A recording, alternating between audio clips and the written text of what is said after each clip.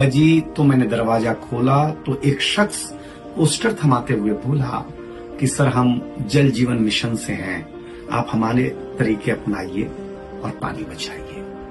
हमें विनोद सूझा। हमने कहा हुजूर पहले आप ही बताइए कि आप पानी कैसे बचाते हैं।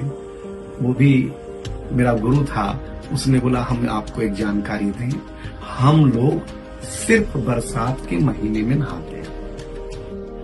फिर मुझे दूसरी शरारत सूझी। मैंने कहा हुजूर जब आपके घर मेहमान आते हैं तो क्या आप उन्हें पानी पिलाते हैं? वो बोला नहीं, हम मेहमान के सामने बैठ करके अचार खाते हैं। मैंने कहा अचार खाने मात्र से आप जी लेते हैं? बोले नहीं हुजूर, जब हम मेहमान के सामने बैठ करके अचार खाते हैं तो अचार के चटखारे से मेहमान के मुंह में पानी आता है और वो पी लेते हैं। मैंने उसके सामने हाथ जोड़ा और मैंने कहा कमाल हो भाई। उसने बोला कमाल मैं नहीं हूं, कमाल तो पानी है और पानी की हम सब पर बड़ी मेहरबानी है। पेड़ हो, पक्षी हो या जानवर हो या जात हो इंसानी, एक बात याद रखना, सबको चाहिए पानी। इतनी बातचीत के बाद उसने कहा कि अगर आपकी आज्ञा हो तो मैं अंदर आ जाऊं और एक बात सुनाऊं। हम लोग जो सुनते हैं राम कहानी, उसके पीछे भी है पानी।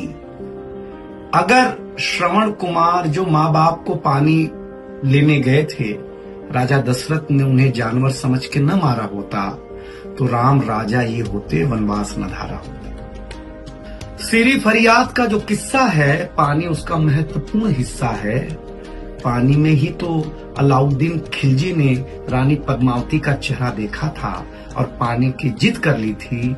रानी पद्मावती भी छत्राणी थी, जौहर करके पानी की लाज रख ली थी। एक बात बड़ी मुश्किल से हमने जानी है, धरती और आकाश के प्रेम के बीच में भी पानी है। अगर कभी आकाश का पानी घट जाता है तो नीचे धरती का कलेजा अपने आप फट जाता है। याद रखें, जब तक आदमी के आंख में नमी रहेगी तभी तक आदमियत बची रहेगी।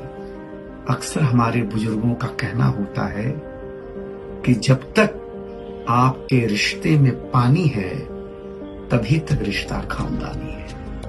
इसीलिए हमें होश में आना होगा और पानी को बचाना होगा। जैसे बादल बचा के रखता है आसमान में, जैसे रोजा रखने वाला बचाता है रमजान में, जैसे प्यासा बचाता है रेगिस्तान में, जैसे ऊंट बचा के रखता है अपने पेट में, जैसे नदी बचा के रखती है पानी जेठ में, जैसे माली बचाता है पानी अपनी फुलवारी के लिए, जैसे किसान बचाता है पानी अपनी क्यारी के लिए, जैसे एक पिता बचा लेता है पानी अपने आंख का बेटी पैदा करते हुए, जैसे पनिहारन बचाती है पानी पनघट पर घड़ा भरते। अब हमें छोड़नी होगी मनमानी, अब हमें छोड़नी होगी मनमानी और बूंद बूंद करके बचाना होगा पानी।